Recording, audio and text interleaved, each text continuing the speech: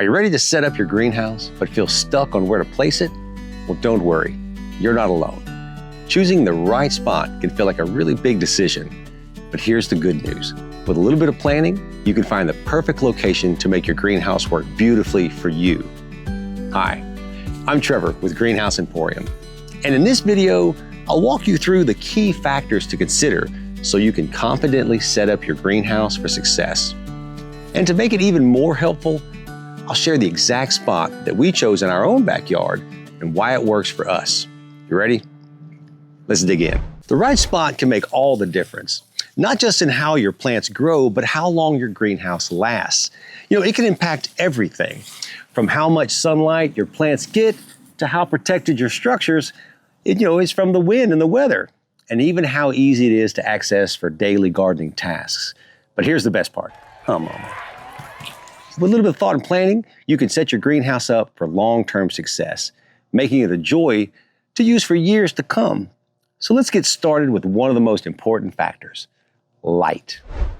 Light is the most important factor in choosing the perfect greenhouse spot.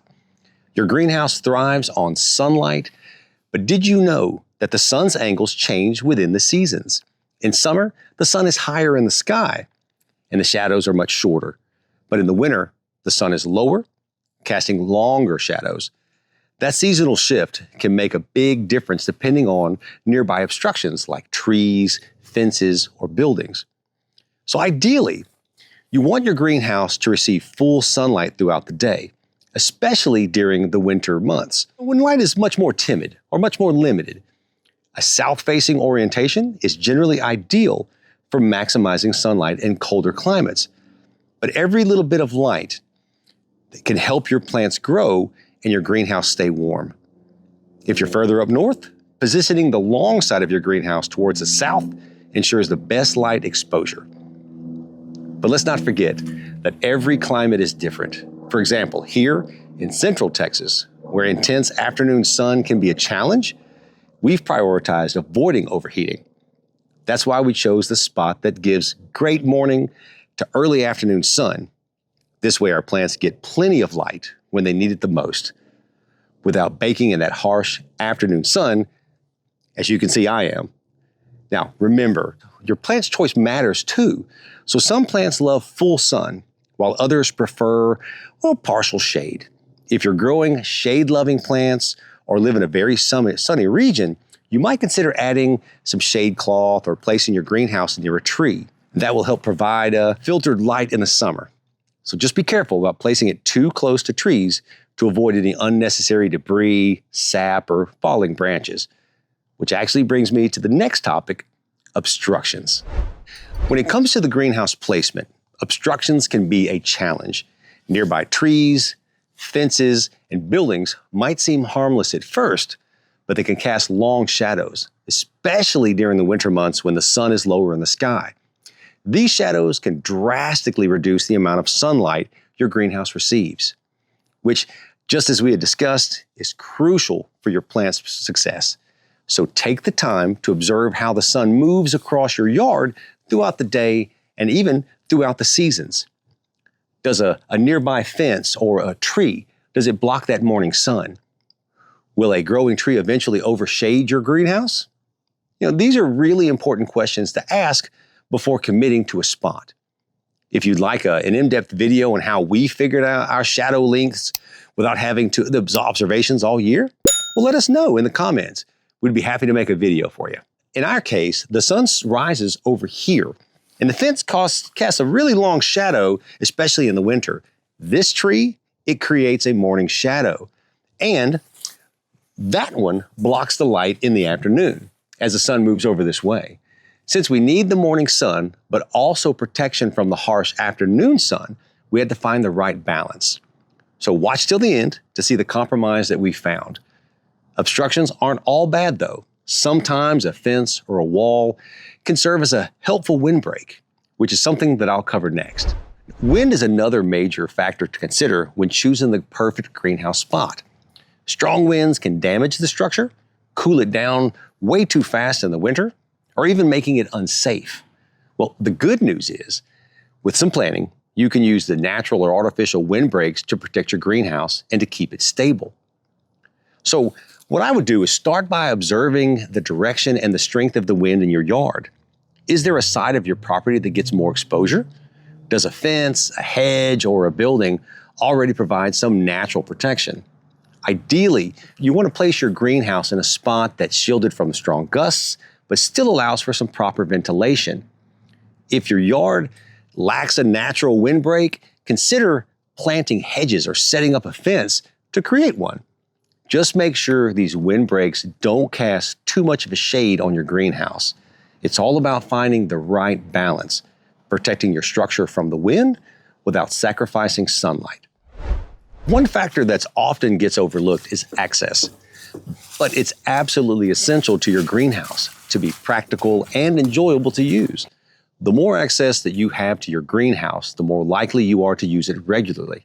So think about how often you're going to water your plants, put away your tools, or even check on your seedlings. If your greenhouse is hard to reach or far from water or electricity, it can turn a very enjoyable daily gardening task into a pretty major hassle. That's why it's best to always have a water source or electricity outlet nearby or actually inside your greenhouse. Whether you're running heaters, fans, or grow lights, having utilities accessible will save you a lot of time and effort. One other thing you want to keep in mind is how to create a good clear path to your greenhouse. If you don't already have one, consider adding steps, stones, gravel, or even a paved walkway. This ensures that you have access to your greenhouse all kinds of weather, be it snow, rain, or mud. Lastly, leave at least 3 foot of space around your greenhouse. This would be for maintenance. This extra clearance makes it much easier to clean the exterior, to make repairs, and to maintain that proper airflow, which once again is essential for keeping your greenhouse in top condition. Before you finalize your greenhouse placement, think about how you plan to use it. Are you growing vegetables year-round? Are you starting seedlings for a spring garden? Or maybe you're cultivating tropical plants that need specific conditions. Your greenhouse's purpose should guide your decisions. For example, if you're growing vegetables or flowers that thrive in full sun, prioritize a spot that gets the most sunlight throughout the year. But if you're growing shade-loving plants, you might need to incorporate some shade. Seasonal use is another important factor. If you're planning to use your greenhouse primarily fall, winter, or early spring, make sure that it gets plenty of sunlight during those months when the sun is lower in the sky. On the other hand, if you're growing throughout the summer, consider how you'll manage the heat, whether that be through shading or ventilation or locations with partial afternoon shade. Tailoring your greenhouse placement to your specific gardening goals ensures that your plants will thrive and that your greenhouse will meet your specific needs. So after weighing all these factors, here's why we picked this spot in our backyard. We had 4 spots to choose from, but ultimately we landed on this one. So first of all, we live in Central Texas, so we've prioritized avoiding harsh afternoon sun. So with our backyard, the sun starts off over here in the morning and it slowly moves its way over to this side of the house in the afternoon. Now, unfortunately, that makes this the hottest part of the backyard.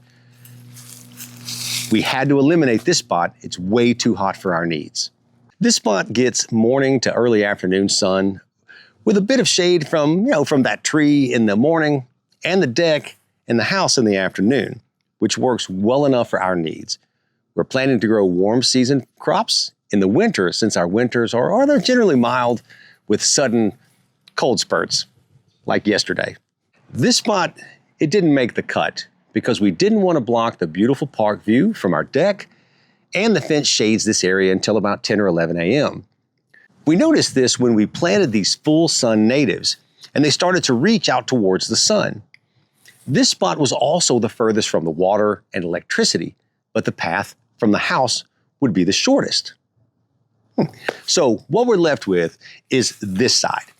Here we had to decide between the shade from the tree or from the deck. The final decision was influenced by the greenhouse model that we chose. More on that in a later video. And the fact that being closer to the house gives us easy access to water and electricity. For us, it was the best combination for practicality. Well, of course, this spot isn't without its drawbacks. Access isn't ideal, as the stairs for the deck are on the opposite side, meaning that it's a bit of a walk to reach the greenhouse. The garage, where we currently store a lot of our gardening tools, is also the furthest away because there's no gate on this side of the yard. We might add a shed or a storage closet a little closer to the greenhouse in the future.